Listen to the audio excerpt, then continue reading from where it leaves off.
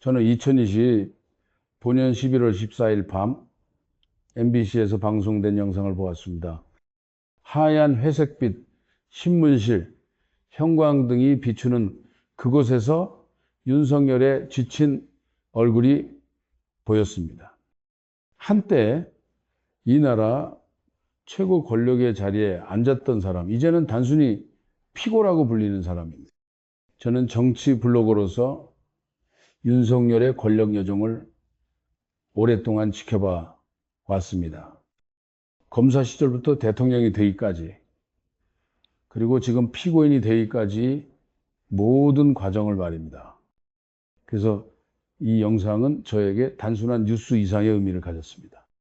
이것은 한국 민주주의의 한 장면이자 권력이 어떻게 스스로를 정당화하고 또 어떻게 무너지는지를 보여주는 교과서였습니다.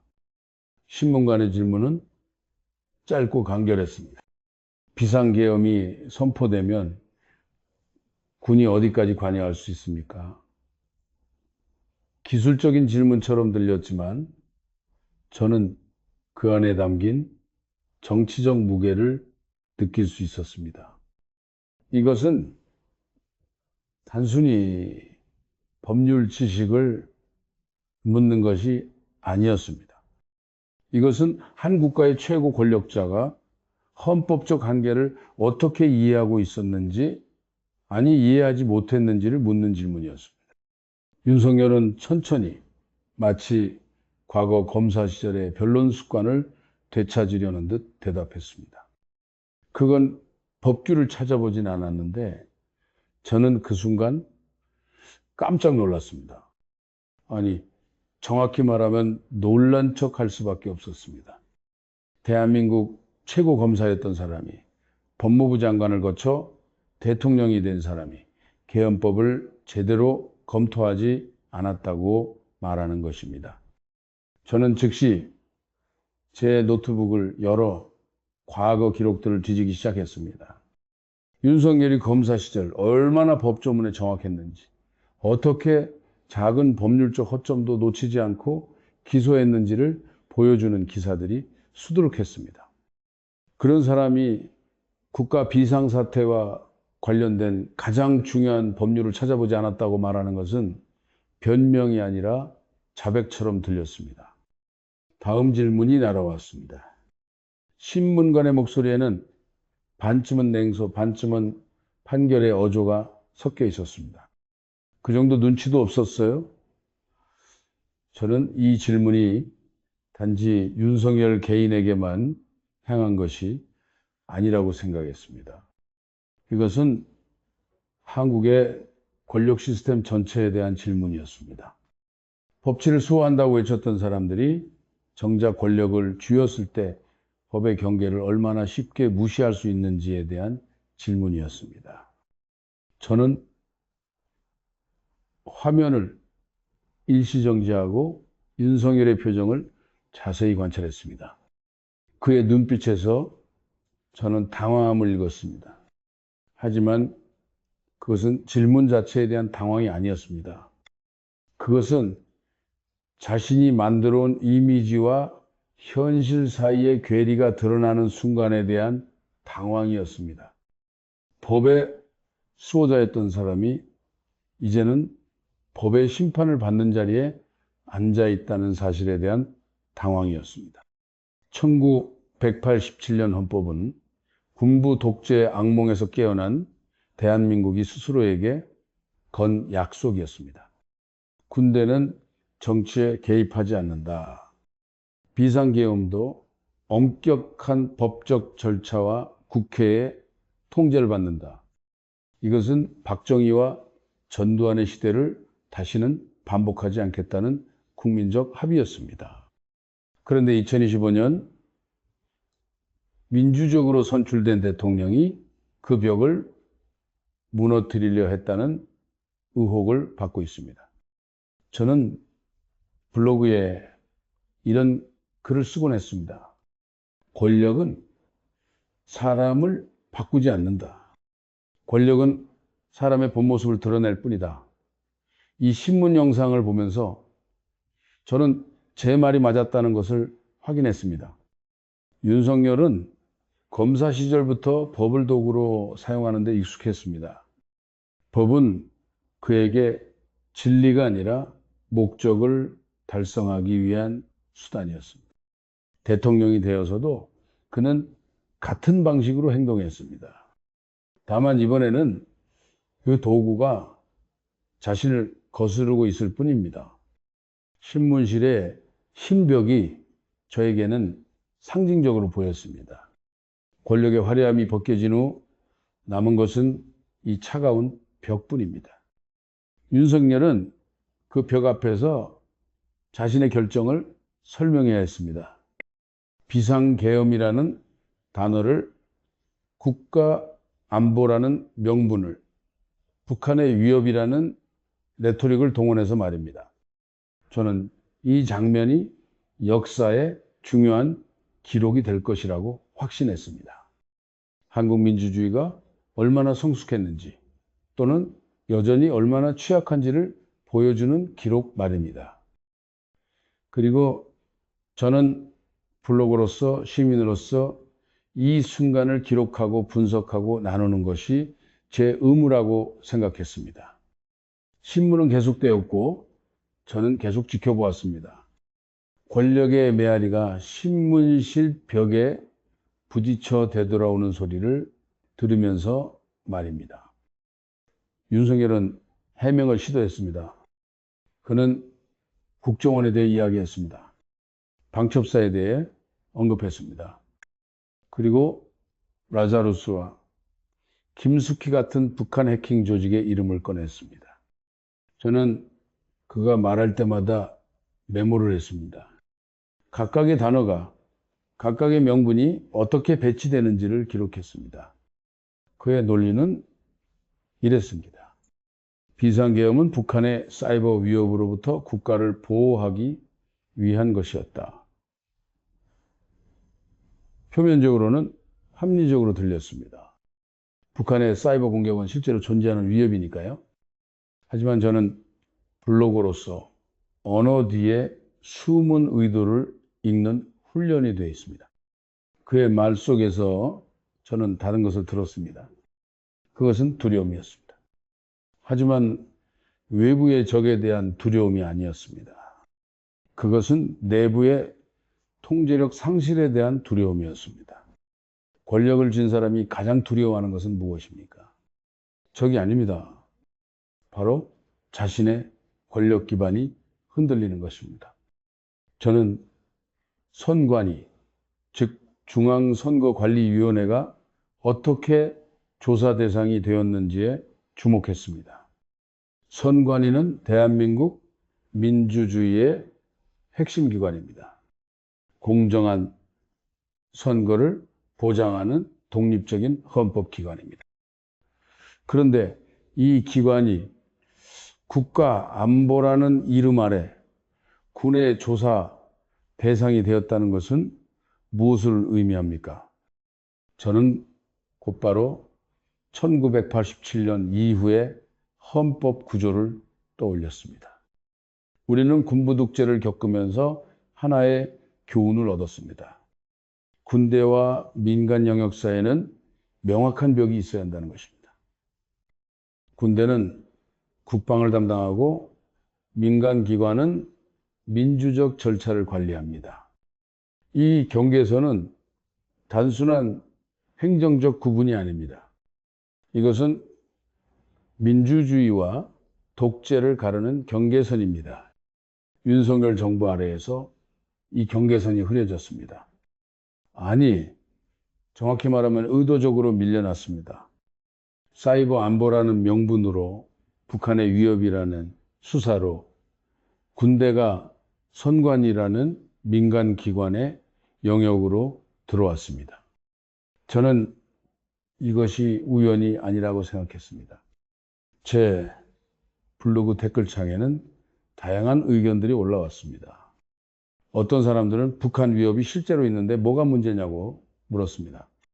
또 어떤 사람들은 선관위 해킹 의혹은 조사해야 하는 것 아니냐고 반문했습니다. 저는 이런 댓글들을 하나하나 읽으면서 깨달았습니다. 바로 이것이 위험한 이유라고 말입니다. 민주주의는 절차입니다. 아무리 정당한 목적이라도 절차를 무시하면 그것은 민주주의가 아닙니다. 선관위에 대한 의혹이 있다면 그것은 민간 수사기관이 법적 절차에 따라 조사해야 합니다. 군대가 개입하는 순간 그것은 조사가 아니라 권력 행사가 됩니다. 저는 신문 영상을 다시 돌려봤습니다. 윤석열이 방첩사를 언급할 때의 표정을 자세히 관찰했습니다.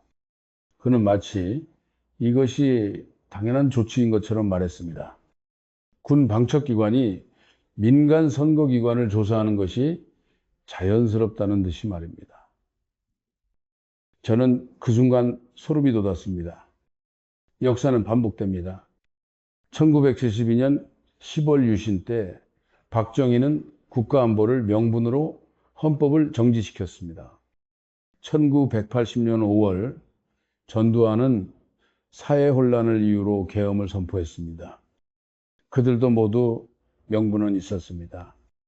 북한의 위협, 국가의 위기, 질서의 회복. 하지만 그 명분 뒤에 숨은 진짜 목적은 무엇이었습니까? 권력의 유지였습니다. 2025년의 상황이 1972년이나 1980년과 똑같다고 말하는 것은 아닙니다. 시대가 다르고 맥락도 다릅니다. 하지만 권력이 작동하는 방식, 권력이 자신을 정당화하는 논리는 놀랍도록 유사합니다. 국가안보는 언제나 가장 강력한 면죄부였습니다. 저는 블로그에 이렇게 썼습니다. 민주주의의 적은 항상 비상사태라는 옷을 입고 찾아온다. 그리고 그것은 항상 국가를 지키기 위해서라는 말로 시작한다. 신문관이 다시 질문했습니다. 저는 화면에 집중했습니다. 윤석열의 대답은 점점 더 방어적이 되어 갔습니다. 그는 계속해서 상황의 긴박함을 강조했습니다. 명확하지 않은 위협을 이야기했습니다. 하지만 그가 말하면 할수록 저는 더욱 확신하게 되었습니다. 이것은 계획된 행동이었습니다. 즉흥적인 위기 대응이 아니었습니다. 선관위를 목표로 삼은 것, 군을 동원한 것, 이 모든 것은 어떤 의도의 실행이었습니다. 그 의도가 무엇이었는지는 아직 완전히 밝혀지지 않았습니다. 하지만 결과는 명확했습니다. 민간과 군의 경계가 무너졌고 헌법이 정한 권력의 균형이 흔들렸습니다. 저는 1987년 헌법을 다시 펼쳐봤습니다. 제7, 17조 계엄에 관한 조항입니다. 대통령은 전시사변 또는 이에 준하는 국가 위상사태에 있어서 병력으로서 군사상의 필요에 응하거나 공공의 안녕 질서를 유지할 필요가 있을 때에는 법률이 정하는 바에 의하여 계엄을 선포할 수 있다. 조문은 명확합니다. 군사상의 필요 또는 공공의 안녕 질서 유지입니다. 선관위를 조사하는 것이 이 범주에 들어갑니까? 저는 아무리 생각해도 그렇게 볼 수 없었습니다. 이것은 헌법의 해석이 아니라 헌법의 남용이었습니다. 저녁이 깊어갔습니다. 저는 계속해서 영상을 보고 메모를 하고 글을 썼습니다. 블로그 방문자 수가 급증했습니다. 사람들은 답을 원했습니다. 이것이 정말 쿠데타 시도였습니까? 윤석열은 유죄입니까? 하지만 저는 쉬운 답을 줄 수 없었습니다. 저는 다만 이렇게 썼습니다. 군대가 민간의 문턱을 넘는 순간 우리는 이미 위험한 선을 넘은 것입니다. 그것이 성공하든 실패하든 그 시도 자체가 민주주의에 남긴 상처는 쉽게 아물지 않습니다. 신문은 계속되었습니다. 그리고 저의 기록도 계속되었습니다. 검사가 날카로운 질문을 던졌습니다. 군시설이 아닌 곳에 군이 가는 건 불법이라고 생각 안 했습니까? 저는 이 질문의 무게를 즉시 이해했습니다. 이것은 단순한 법률 지식을 묻는 것이 아니었습니다. 이것은 윤석열의 법적 인식, 더 나아가 그의 권력관을 묻는 질문이었습니다. 윤석열의 대답이 나왔습니다. 임무가 명확하지 않았고 상황이 긴박했습니다. 저는 그 순간 노트북 자판을 두드리던 손을 멈췄습니다. 이 대답은 너무나 많은 것을 드러내고 있었기 때문입니다. 임무가 명확하지 않았다. 이것이 변명입니까? 대통령이 계엄을 선포하면서 군에게 내린 명령이 명확하지 않았다는 것입니까? 그렇다면 그것 자체가 직무유기가 아닙니까? 아니면 사실은 명확했지만 그것이 위법이라는 것을 알기에 명확하지 않았다고 말하는 것입니까? 저는 윤석열의 검사 경력을 떠올렸습니다. 그는 피의자들의 진술에서 모순을 찾아내는 전문가였습니다. 명확하지 않다. 정확히 기억나지 않는다. 상황이 복잡했다. 이런 말들을 하는 피의자들을 그는 어떻게 대했습니까? 그는 그런 답변을 회피와 거짓의 신호로 읽었습니다. 그런데 지금 그 자신이 똑같은 언어를 사용하고 있습니다. 상황이 긴박했습니다. 이 말도 저에게는 변명으로 들렸습니다. 긴박한 상황이라고 해서 법을 무시해도 된다는 논리는 민주주의 국가에서 통용될 수 없습니다. 오히려 긴박한 상황일수록 더 엄격하게 법과 절차를 따라야 합니다. 그것이 법치주의의 핵심입니다. 저는 제 블로그에 이런 질문을 던졌습니다. 법의 수호자였던 사람이 왜 법의 모함 뒤에 숨으려 하는가? 댓글들이 빠르게 달리기 시작했습니다. 어떤 이들은 윤석열을 변호했습니다. 실제로 긴박한 상황이었을 수 있다. 대통령의 판단을 존중해야 한다고 말했습니다. 하지만 더 많은 사람들이 저와 같은 의문을 품고 있었습니다. 신문 영상에서 가장 충격적인 순간이 다가왔습니다.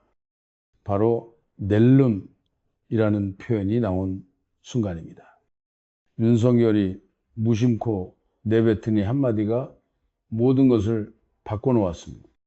그는 군대가 민간 영역에서 활동하는 것을 알고 있었고 동의했다는 것을 스스로 시인한 것입니다. 저는 그 장면을 여러 번 돌려봤습니다. 윤석열의 표정 변화를 포착하고 싶었습니다. 그가 자신이 무슨 말을 했는지 깨닫는 순간의 표정 말입니다. 그것은 놀람이었습니다. 하지만 그보다 더 강한 것은 당혹감이었습니다. 자신도 모르게 진실이 튀어나온 것에 대한 당혹감이었습니다. 예, 단 한 글자였습니다. 하지만 그 한 글자가 수십 년의 경력을 무너뜨렸습니다. 검사로서 쌓아온 명성, 대통령으로서 누렸던 권위, 그 모든 것이 한순간의 솔직함에 의해 흔들렸습니다. 저는 이것이 바로 진실의 힘이라고 생각했습니다. 아무리 정교하게 쌓아올린 변명의 성도, 한순간의 진실 앞에서는 무너질 수 있습니다. 저는 이 장면을 보면서 역설을 느꼈습니다. 윤석열은 평생 다른 사람들의 거짓을 밝혀내는 일을 했습니다. 그는 진술의 모순을 찾고 증거를 분석하고 진실을 드러내는 전문가였습니다. 하지만 지금 그는 자신의 진실을 숨기려 애쓰고 있습니다. 그리고 아이러니하게도 그의 전문성이 오히려 그를 배신하고 있습니다. 진실을 다루는 데 익숙한 사람은 거짓을 유지하는 데는 서툴기 때문입니다. 검사는 계속해서 압박했습니다. 각각의 질문은 윤석열이 만들어 놓은 변명의 벽에 균열을 냈습니다. 명확하지 않았다는 말은 알고 있었다는 증거들과 충돌했습니다. 긴박했다는 주장은 계획적이었다는 정황들과 모순되었습니다. 저는 이 과정을 지켜보면서 법정 드라마를 보는 것 같은 느낌을 받았습니다. 하지만 이것은 드라마가 아니었습니다. 이것은 한 국가의 헌정 질서가 심판받는 현장이었습니다. 피고인석에 앉은 것은 한 개인이 아니라 권력 그 자체였습니다. 제 블로그 구독자 중 한 명이 이런 댓글을 남겼습니다. 윤석열을 보면서 권력의 취약함을 봅니다. 권력자는 무적이 아닙니다. 그들도 말을 더듬고 변명하고 두려워합니다. 저는 이 댓글에 깊이 공감했습니다. 권력은 사람들에게 두려움을 줍니다. 하지만 권력을 가진 사람들도 두려움을 느낍니다. 그들이 두려워하는 것은 무엇입니까? 바로 진실이 드러나는 것입니다. 자신들이 쌓아 올린 정당성의 허구가 무너지는 것입니다. 윤석열의 신문 장면은 바로 그 두려움을 보여주고 있었습니다. 저는 화면을 캡처해서 자세히 분석했습니다. 윤석열이 정확히는 명확하지 않았습니다 라고 말할 때에 몸짓, 눈동자의 움직임, 말의 속도, 모든 것이 불편함을 드러내고 있었습니다. 이것은 거짓말 탐지기가 필요 없는 순간이었습니다. 몸 전체가 불편한 진실을 말하고 있었습니다. 저는 과거 윤석열이 검사로서 진행했던 유명한 신문들을 찾아봤습니다. 그가 어떻게 피의자들을 압박했는지, 어떤 질문으로 그들의 방어선을 무너뜨렸는지를 연구했습니다. 그리고 놀라운 사실을 발견했습니다. 지금 그에게 사용되고 있는 신문 기법들이 바로 그 자신이 과거에 사용했던 것들이라는 사실입니다. 역사는 아이러니로 가득합니다. 칼을 든 자는 칼로 망한다는 말처럼 법을 무기로 사용한 자는 법에 의해 심판받습니다. 윤석열은 평생 법정에서 권력을 행사했습니다. 이제 그는 같은 법정에서 그 권력에 대해 답해야 합니다. 저는 블로그에 이렇게 썼습니다. 변명은 죄의 고백입니다. 명확한 답을 피하고 모호한 표현 뒤에 숨으려 할 때 우리는 그 사람이 무엇을 숨기려 하는지 알 수 있습니다. 신문과는 멈추지 않았습니다.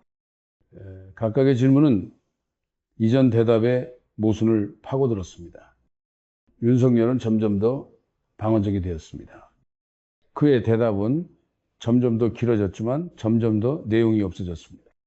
말이 많아질수록 확신은 줄어들었습니다. 저는 이것이 공황의 언어라고 생각했습니다. 궁지에 몰린 사람이 사용하는 언어입니다. 명확한 사실을 받아들일 수 없어서 모호함 속으로 도망치는 언어입니다. 하지만 법정에서 모호함은 무죄를 입증하지 못합니다. 오히려 의심을 더욱 키울 뿐입니다. 신문이 끝나갈 무렵 윤석열은 이렇게 말했습니다. 그런 경우는 있습니다. 이상입니다. 저는 이 마지막 말에서 체념을 읽었습니다. 더 이상 설명할 수 없다는 혹은 설명하고 싶지 않다는 포기의 언어였습니다. 이상입니다. 이 말로 그는 자신의 진술을 끝냈습니다. 하지만 저에게 그것은 끝이 아니었습니다. 이것은 새로운 질문의 시작이었습니다. 이제 법정이, 국민이, 역사가 그에게 답을 요구할 차례였습니다. 저는 윤석열이 사용하는 언어 패턴에 주목했습니다.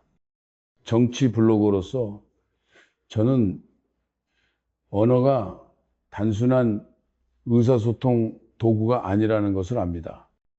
언어는 권력을 행사하는 수단이고 동시에 권력을 드러내는 증거이기도 합니다.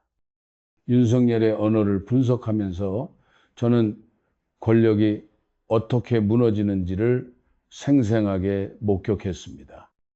정확히는 그는 이 말을 반복적으로 사용했습니다. 명확하지 않았습니다. 이 표현도 계속 등장했습니다. 저는 이런 언어 패턴을 노트에 정리하기 시작했습니다. 그가 확신이 없을 때마다, 그가 진실을 피하고 싶을 때마다 이런 표현들이 나왔습니다.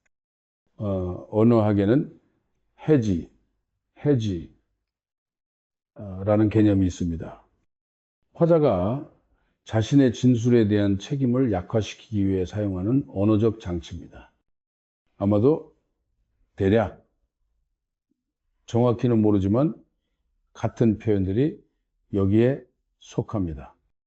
윤석열은 검사 시절에 피의자들이 이런 해지 표현을 사용할 때 그것을 회피의 신호로 읽었을 것입니다. 그런데 지금 그 자신이 똑같은 전략을 사용하고 있습니다. 하지만 여기에 중요한 차이가 있습니다. 일반 피의자들은 해지 표현을 사용해도 어느 정도 효과를 볼 수 있습니다. 왜냐하면 그들에게서 완벽한 기억이나 명확한 진술을 기대하지 않기 때문입니다. 하지만 윤석열은 다릅니다. 그는 대한민국의 대통령이었습니다. 그것도 검사 출신으로 정확성과 명확성을 상징하는 인물이었습니다. 그런 사람이 정확히 모르겠다, 명확하지 않다고 말할 때 그것은 단순한 기억의 문제가 아닙니다. 그것은 신뢰성의 문제입니다. 저는 제 블로그에 이렇게 썼습니다. 권력자의 모호함은 일반인의 모호함보다 훨씬 더 큰 의미를 갖습니다. 왜냐하면 그들은 명확해야 할 의무가 있기 때문입니다. 저는 신문 영상에서 윤석열이 말을 더듬는 순간들을 체크했습니다. 그가 문장을 끝내지 못하고 다시 시작하는 부분들, 같은 말을 반복하는 구간들을 모두 기록했습니다. 그리고 흥미로운 패턴을 발견했습니다. 그가 가장 많이 더듬는 순간은 군대의 민간 영역 개입에 대한 질문이 나올 때였습니다.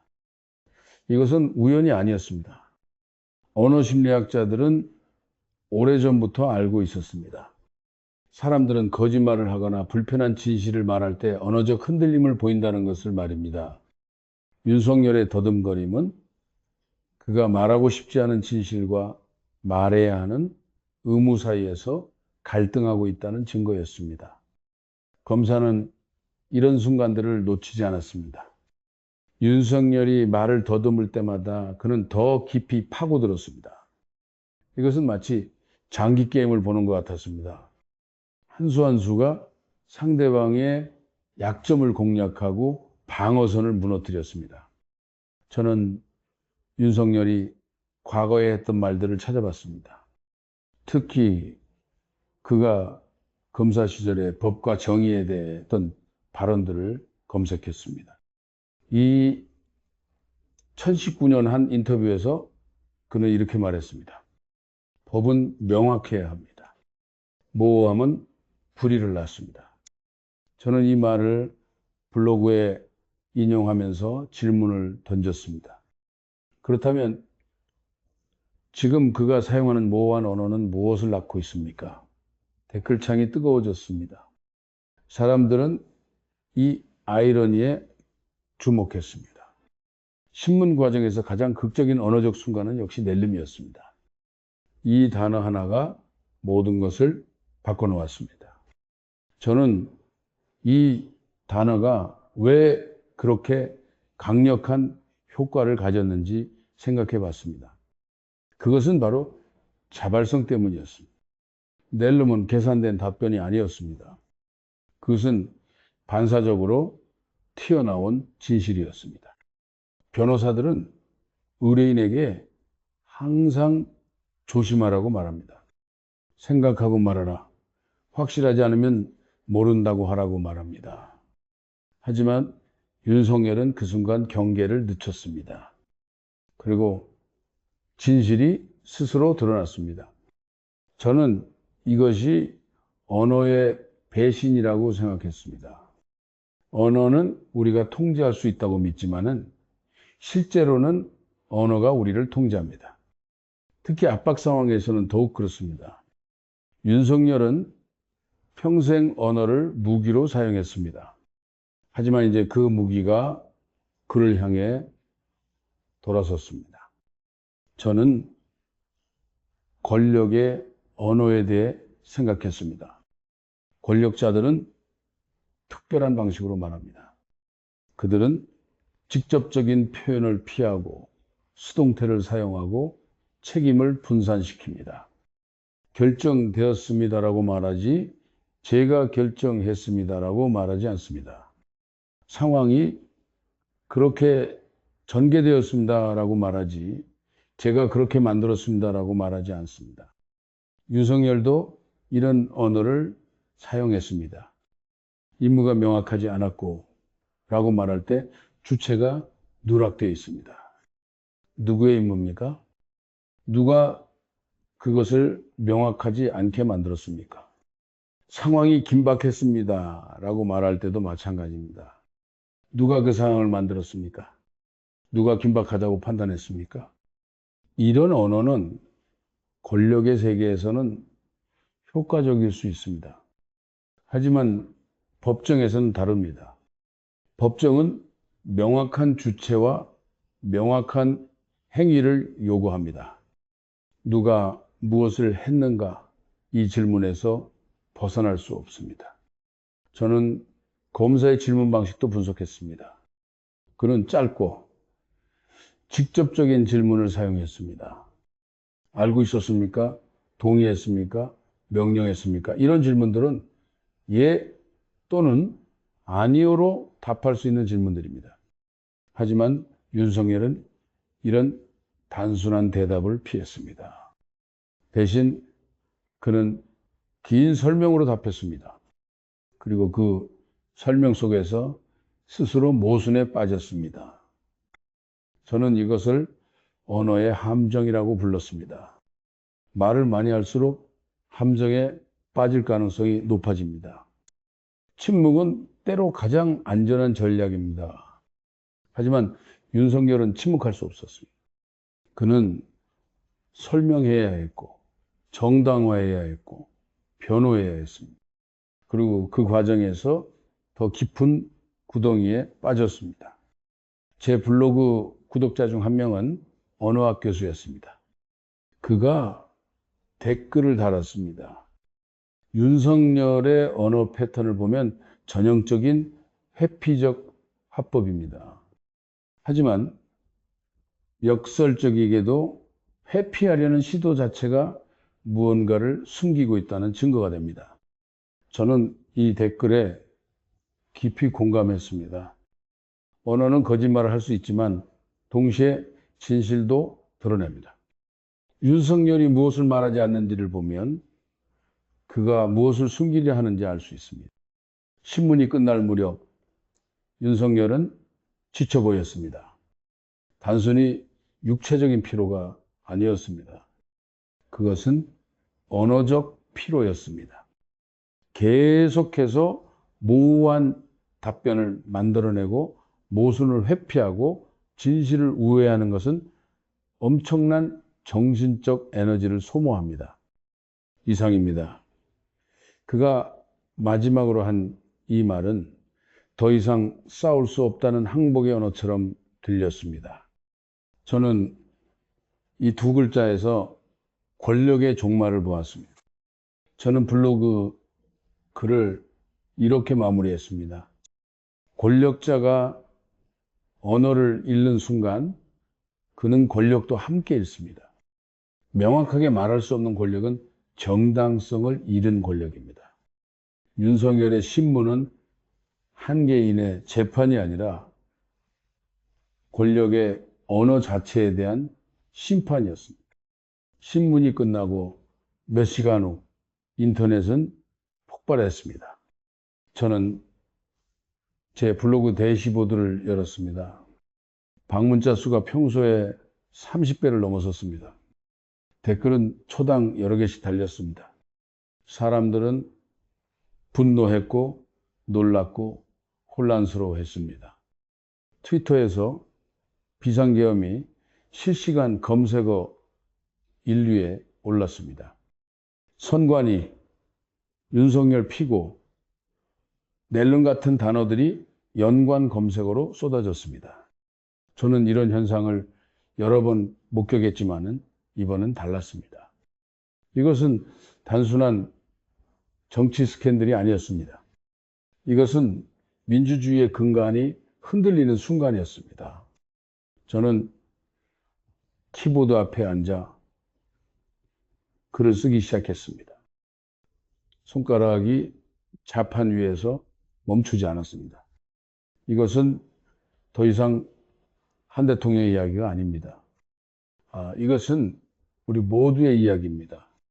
권력이 어떻게 법의 경계를 넘으려 하고 민주주의가 어떻게 그것에 저항하는지에 대한 이야기입니다. 제 블로그 댓글창에는 다양한 목소리들이 올라왔습니다. 한 독자는 이렇게 썼습니다. 저는 1987년 민주화 운동 때 대학생이었습니다. 우리가 거리에서 외쳤던 것이 바로 이것이었습니다. 다시는 군부가 정치에 개입하지 못하게 하자고. 그런데 2025년에 또다시 이런 일이 벌어졌단 이 믿기지 않습니다. 또 다른 독자는 반대 의견을 냈습니다. 북한의 위협은 실제합니다. 대통령이 국가를 보호하기 위해 취한 조치를 왜 이렇게 정치적으로 공격합니까? 이것은 마녀사냥입니다. 저는 이런 댓글들도 하나하나 읽었습니다. 양쪽의 논리를 이해하려 노력했습니다. 하지만 저는 명확한 입장을 가지고 있었습니다. 저는 답글을 달았습니다. 국가안보는 중요합니다. 하지만 그것이 헌법을 무시할 근거가 될 수는 없습니다. 민주주의는 절차입니다. 그 절차를 지키지 않으면 우리가 지키려는 것이 과연 무엇인지 묻게 됩니다. 저는 역사를 되돌아봤습니다. 한국 현대사에서 계엄령은 특별한 의미를 갖습니다. 1972년 10월 17일 박정희는 비상계엄을 선포하고 유신헌법을 만들었습니다. 그는 민족적 과업, 조국 근대화, 국가 안보를 이유로 들었습니다. 하지만 실제로는 영구 집권의 발판이었습니다. 1980년 5월 17일 전두환은 또다시 계엄령을 확대했습니다. 그는 사회혼란, 북한의 위협을 명분으로 삼았습니다. 하지만은 결과는 광주의 비극이었습니다. 수백 명의 시민이 죽었고 민주주의는 다시 한번 짓밟혔습니다. 저는 블로그에 이렇게 썼습니다. 1972년과 1980년 두 번의 계엄은 우리에게 교훈을 남겼습니다. 국가 안보라는 이름으로 민주주의를 희생시킬 때 실제로 희생되는 것은 국민의 자유입니다. 2025년 우리는 그 교훈을 기억하고 있습니까? 댓글들이 쏟아졌습니다. 어떤 이들은 제게 동의했습니다. 역사는 반복됩니다. 계엄이라는 유령은 여전히 한국 정치를 배회하고 있습니다. 다른 이들은 반박했습니다. 1972년이나 1980년과 2015년을 비교하는 것은 과장입니다. 시대가 다르고 상황도 다릅니다. 저는 신중하게 답변했습니다. 물론 시대는 다릅니다. 2025년의 대한민국은 1980년과 비교할 수 없을 만큼 발전했습니다. 하지만 권력의 논리는 놀랍도록 유사합니다. 긴급한 상황, 국가의 위기, 특별한 조치의 필요성, 이런 말들은 시대를 초월합니다. 저는 계속해서 분석글을 썼습니다. 밤이 깊어갔지만 잠들 수 없었습니다. 제 머릿속에는 질문들이 끊임없이 맴돌았습니다. 윤석열은 정말로 쿠데타를 시도한 것입니까? 아니면 단순히 판단착오였습니까? 그는 독재자입니까? 아니면 무능한 지도자입니까? 저는 이런 이분법적 질문이 때로는 진실을 가린다고 생각했습니다. 현실은 더 복잡합니다. 윤석열은 아마도 자신이 옳다고 믿었을 것입니다. 그는 국가를 보호하고 있다고, 위협에 대응하고 있다고 생각했을 것입니다. 하지만 바로 그것이 문제입니다. 독재는 항상 선의로 포장됩니다. 모든 독재자는 자신이 국가를 구하고 있다고 믿습니다. 박정희도 그랬고 전두환도 그랬습니다. 그들은 스스로를 영웅이라고 생각했습니다. 하지만 역사는 그들을 어떻게 기억합니까? 저는 블로그에 이런 문장을 썼습니다. 민주주의는 선의로 죽지 않습니다. 민주주의는 좋은 의도를 가진 사람들이 특별한 상황에서 예외적 조치를 취할 때 조금씩 죽어갑니다. 그리고 어느 날 우리는 깨닫습니다. 민주주의가 이미 사라졌다는 것을 트위터에서 제 글이 수천 번 리트윗되었습니다. 많은 사람들이 공감했습니다. 하지만 동시에 많은 반발도 있었습니다. 좌파, 선동, 정치, 공세, 과장된 해석 같은 비난들이 쏟아졌습니다. 저는 이런 반응들을 예상했습니다.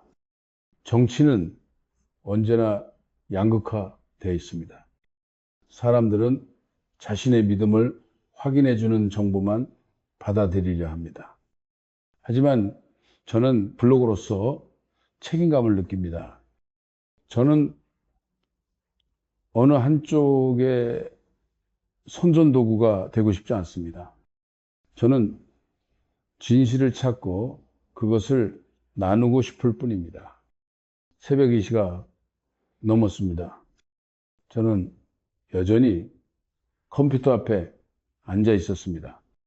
뉴스 사이트를 새로 고침하고 댓글들을 읽고 생각을 정리했습니다. 밖은 고요했지만 인터넷 공간은 여전히 뜨겁게 달아올라 있었습니다. 저는 선관위에 대해 더 깊이 생각했습니다. 왜 하필 선관위였을까요? 이 질문이 핵심입니다. 선관위는 선거를 관리하는 기관입니다. 만약 선관위가 장악되거나 무력화되면 선거의 공정성이 의심받습니다. 그리고 선거의 공정성이 무너지면 민주주의의 토대가 흔들립니다. 저는 블로그에 이렇게 분석했습니다. 선관위를 목표로 삼은 것은 우연이 아닙니다. 이것은 전략적 선택이었습니다. 선거 제도에 대한 신뢰를 무너뜨리면 정치적 반대파의 정당성도 함께 무너집니다. 부정선거라는 의혹은 가장 강력한 정치적 무기입니다. 미국의 2020년 대선 이후 상황이 떠올랐습니다. 트럼프는 계속해서 선거 부정을 주장했습니다. 그리고 그 결과는 2021년 1월 6일 의사당 습격이었습니다. 선거제도에 대한 불신은 민주주의를 위협하는 가장 위험한 무기입니다. 한국에서도 비슷한 패턴이 보였습니다. 윤석열 지지자들 사이에서는 선관위 부정 의혹이 계속 제기되었습니다. 증거는 불충분했지만 의혹은 끊임없이 확산되었습니다. 그리고 이제 그 의혹이 군대 동원의 명분이 되었습니다. 저는 이것이 매우 위험한 선례라고 생각했습니다. 만약 이번에 윤석열이 법적 책임을 지지 않는다면 다음 대통령도 같은 방법을 시도할 수 있습니다. 선거 부정을 조사하기 위해, 국가 안보를 지키기 위해, 긴급한 상황에 대응하기 위해 명분은 얼마든지 만들 수 있습니다. 저는 블로그 글을 이렇게 이어갔습니다. 법은 한번 무너지면 다시 세우기 어렵습니다. 선례는 쌓이고 관행은 고착됩니다. 오늘 우리가 예외를 허용하면 내일 그것이 규칙이 됩니다. 새벽 3시 저는 마지막 문단을 썼습니다. 손가락이 떨렸습니다. 피곤해서가 아니라 이 글이 갖는 무게 때문이었습니다. 저는 단순히 뉴스를 보도하는 것이 아니었습니다. 저는 역사를 기록하고 있었습니다. 민주주의는 빛나는 바에서 죽지 않습니다. 그것은 바로 이런 신문실에서, 형광등 아래에서 권력을 가진 사람이 정확히 모르겠습니다 라고 말할 때 조금씩 죽어갑니다. 우리가 목격한 것은 한 대통령의 몰락이 아닙니다. 우리가 목격한 것은 권력이 법을 무시할 때 어떤 일이 벌어지는지에 대한 교훈입니다. 저는 발행 버튼을 눌렀습니다. 글이 인터넷 공간으로 퍼져나갔습니다. 몇 초 만에 첫 댓글이 달렸습니다. 이 글을 읽으면서 울었습니다. 우리 민주주의가 이렇게 취약했다니. 저는 의자의 등을 기댔습니다. 창밖을 보니 서울의 밤은 여전히 빛나고 있었습니다. 수백만 개의 불빛이 도시를 밝히고 있었습니다. 그 불빛들 속에서 사람들은 살고 일하고 사랑하고 꿈꿉니다. 그들 대부분은 아마 이 신문에 대해 모를 것입니다. 혹은 알더라도 큰 관심이 없을 것입니다. 그들에게는 내일의 일상이 더 중요합니다. 그리고 그것이 정상입니다. 민주주의는 사람들이 정치를 믿고 살 수 있을 때 가장 건강합니다. 하지만 바로 그렇기 때문에 저 같은 사람들이 필요합니다. 권력을 감시하고 기록하고 질문하는 사람들이 필요합니다. 민주주의는 자동으로 유지되지 않습니다. 그것은 끊임없는 경계와 노력이 필요합니다. 저는 컴퓨터를 끄고 침대로 갔습니다. 하지만 잠들기 전에 마지막으로 한 가지 생각이 떠올랐습니다. 윤석열은 검사 시절 권력을 심판하는 사람이었습니다. 이제 그는 권력으로 인해 심판받는 사람이 되었습니다. 이것이 민주주의의 아이러니입니다. 그리고 동시에 민주주의의 아름다움입니다. 아무리 높은 자리에 올라도 결국 법 앞에서는 모두가 평등합니다. 이상입니다라는 말로 끝난 신문은 실제로는 새로운 시작이었습니다. 정의를 향한 긴 여정의 시작이었습니다.